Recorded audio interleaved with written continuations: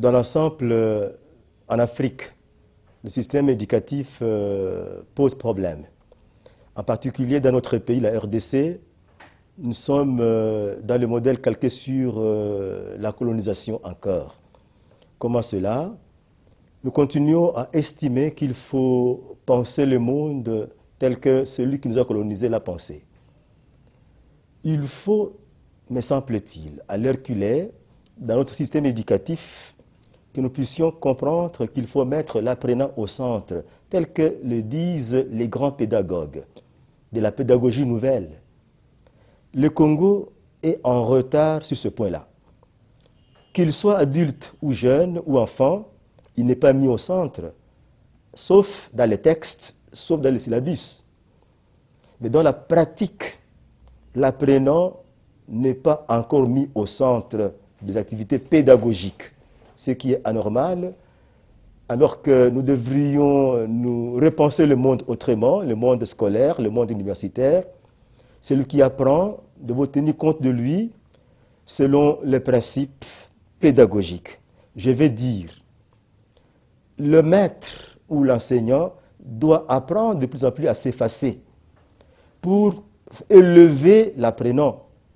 Et pour y parvenir, je propose 3 principes. Le premier releverait de Maria Montessori comme pédagogue. Tout enseignant congolais, s'il veut que le Congo aille de l'avant par l'éducation, devrait tenir compte de ce que cette femme-là appelle période sensible. On n'enseigne pas à chaque génération de la même façon. On tient compte des périodes sensibles que traverse l'apprenant, de sorte que l'adolescent, en ce qui me concerne moi par exemple, n'a pas besoin de tous les textes que je dois prévoir pour ses apprentissages.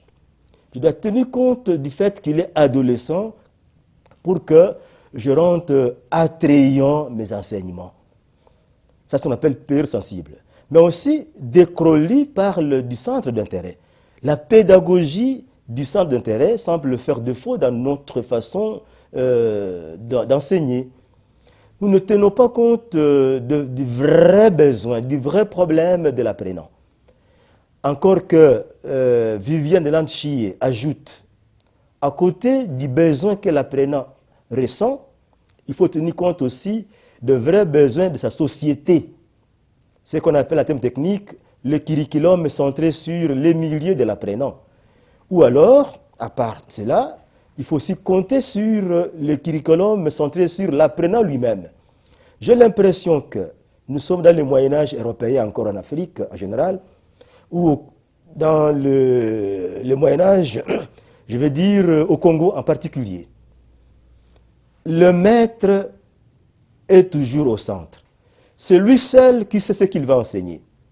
C'est là où il veut conduire l'apprenant, ce qui n'est pas normal. Il devrait amener l'enfant ou l'apprenant à comprendre l'objectif de la formation et ensemble signer un contrat pour que l'on sache là où on veut aller. Mais dès que l'objectif est bien circonscrit, il va de soi qu'il faut déterminer le contenu qui permettra qu'on atteigne l'objectif assigné. Et en dernier lieu, la méthodologie. J'ai l'impression qu'au Congo en particulier, toutes les réformes se font sur les méthodes. Je veux dire, les manières d'enseigner. J'ai l'impression qu'on met la charrue devant le bœuf. En fait, on devrait plutôt penser plus sur le contenu. Depuis la colonisation, nous avons les anciens ouvrages avec le contenu qui ne change pas beaucoup, alors que si on devait appliquer la pédagogie qu'on appelle préventive selon Emmanuel Kant, ou la pédagogie en perspective, on devrait amener l'enfant à s'adapter à ce temps qui arrive en prospective. Malheureusement, on semble donner des matières qui ne tiendront pas compte de lendemains qui chanteront ou de lendemains qui pleureront, qui pourront pleurer demain. Pour cet apprenant, il pourra affronter des lendemains qui chanteront ou des lendemains qui ne pourront pas chanter. Comment cet enfant, cet apprenant, qu'il soit adulte ou jeune ou enfant, venant de l'école, pourra affronter son avenir? s'il n'est pas bien préparé aujourd'hui à l'école. Il appartient à l'enseignant dans notre système de commencer à préparer cet enfant au numérique, par exemple. Partout, on parle du numérique partout, mais dans nos écoles. Et l'enseignant et l'enseigné, personne n'est prêt à se former en profondeur aux nouvelles technologies d'information et de communication, qu'on appelle NTIS. Comment alors, aujourd'hui, on peut enseigner à distance, par les médias, alors qu'au XXIe siècle, dans nos écoles, et l'enseignant, je le répète, et l'enseigné, personne n'est prêt à manipuler les outils didactiques modernes. Même si les outils étaient là, on n'a pas assez de moyens pour y accéder. Sur le plan économique, nos écoles sont ce qu'elles sont. Il y a donc lieu que le gouvernement, par exemple, puisse repenser ce système autrement, en mettant, je l'ai dit, l'apprenant au centre, en outillant l'école des infrastructures adéquates à temps, pour ne pas être surpris quand le lendemain chanteront ou non pour l'enfant, pour l'apprenant qui est à l'école.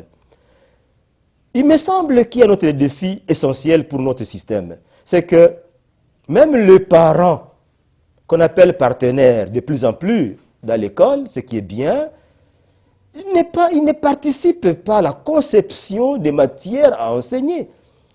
Il n'est pas consulté. Il ne sait même pas ce qu'on fait de son enfant à l'école.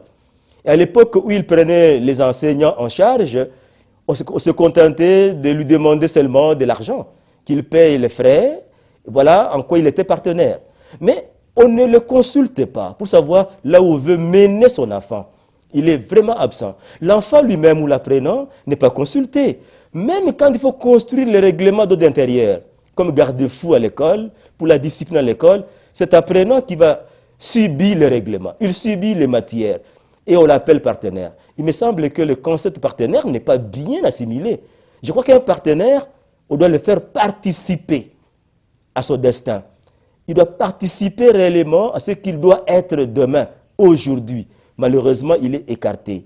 J'ai l'impression, comme le dit Jean-Paul Sartre, que nos apprenants subissent leur être au lieu d'en assumer la responsabilité.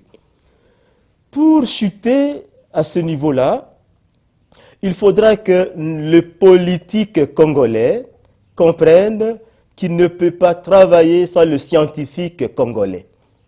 Le scientifique congolais, comme chercheur, est prêt à penser le monde autrement. Surtout dans notre domaine de philosophie, de littérature, nous sommes prêts à penser le monde autrement.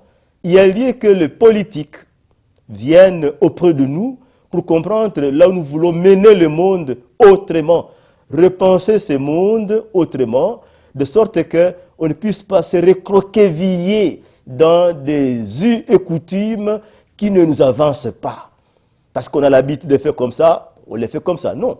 Le monde est en train de bouger, il y a lieu de s'asseoir autour d'une table avec ceux-là qui pensent le monde autrement en vue de repenser le système éducatif. En ce qui me concerne, par exemple, je ne crois pas que l'on fasse la technologie en 7e année ou à 8e année au tableau noir. La technologie que nous avons apprise depuis longtemps s'achève au tableau noir. On dessine le vélo. Et l'enseignant, je jette un coup d'œil sur sa fiche, il dit, au terme de ma leçon, les élèves seront capables de citer les parties du vélo. Pour moi, ce n'est pas ça la technologie. Ça semble être un coup de dessin. Si on prend la zoologie, c'est presque la même réalité. On continue à enseigner la souris. Alors que lorsque les Belges ont pensé qu'il fallait enseigner la souris, c'est parce que dans ces pays, il y avait la peste bubonique. Et l'autre intermédiaire, c'était la souris. Il fallait donc apprendre l'anatomie de la souris, sa physiologie, et plus tard, comment aménager nos demeures, nos maisons, pour que les souris n'y habitent pas, de peur que nous puissions tomber malades. Mais cette maladie qu'on appelle peste bubonique a disparu il y a longtemps. Mais on continue à enseigner la souris. On n'a pas adapté le chapitre au problème du moment. À l'heure qu'il est, il y a un problème d'ordre économique dans ces pays. L'enfant viendrait de la 7e année, de la 8e année, avec des notions de base de comment se prendre en charge. Malheureusement, tel n'a pas été le cas. Et pourtant, il y a un contenu qu'on peut insérer à ce niveau, par exemple, non? On prend les lapins, qui appartient à la même famille que la souris, au même ordre que la souris. D'ailleurs, son anatomie n'est pas très différente, sa physiologie non plus. Mais on ajoute deux autres leçons importantes qu'on apprend en médecine vétérinaire, par exemple. Et la première notion, c'est comment élever les lapins. En deuxième année, par exemple, déjà, en huitième année. Comment élever les lapins? Et ces notions-là peuvent être tirées du cours des zootechnies. Et plus tard, comment rentabiliser l'élevage du lapin? Il y a un autre cours en vétérinaire qu'on appelle la zooéconomie. Malheureusement, notre système traîne à aller de l'avant. On continue à puiser les matières archaïques et archaïsantes au point que l'enfant ne tire pas profit de cela, n'est pas préparé à affronter l'avenir. Si on veut que cet enfant quitte les bourbiers économiques de ce pays, il faudra qu'on adapte les matières de sorte que, devenu adulte, il trouve des solutions à ses problèmes. Malheureusement, on semble préparer le jeune homme ou la jeune fille à devenir chômeur, ce qui est grave. Or, l'école nous prépare à la vie. Malheureusement, on a l'impression que l'école nous prépare à la mort économique. Formons-nous pour quel type de société? C'est là même la problématique de l'éducation. Malheureusement, les politiques congolais qui ne s'ouvrent pas aux scientifiques, par exemple de notre domaine de pédagogie, ne saura pas qu'il y a cette question-là fondamentale qu'on doit se poser lorsqu'on se dit enseignant. Quel type d'homme je forme pour quel type de société? Et lorsque, ensemble, avec les politiques et les scientifiques, nous nous mettrons autour de cette question-là, nous serons en train de trouver la solution à nos problèmes d'actualité. En plus, il faudra que dans le budget congolais, par exemple, la ligne budgétaire soit revue à la hausse pour la recherche.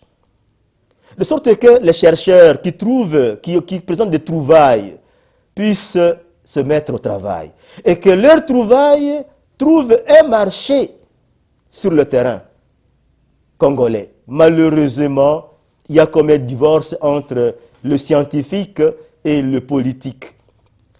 Sous notre cieux, le politique se ressource auprès du scientifique chercheur pour mener à bien sa politique. Malheureusement, tel n'est pas le cas chez nous.